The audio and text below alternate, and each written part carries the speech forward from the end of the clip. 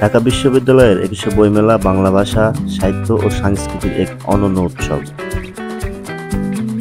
প্রতি বছর ফেব্রুয়ারি মাসে আন্তর্জাতিক মাতৃভাষা দিবস ২১শে ফেব্রুয়ারি উপলক্ষে এ মেলা আয়োজিত হয়।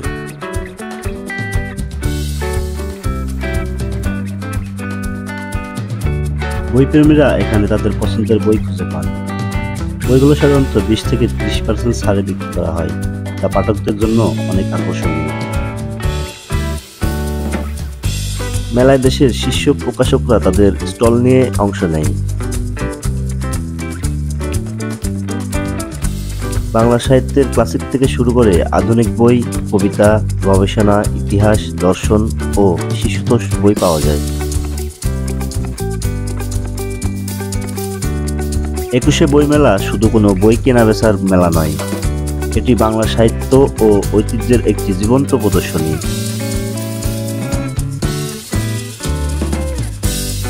বইমেলার এই আনন্দমুখর পরিবেশ সবার মনে জ্ঞানের আলো জ্বালায়।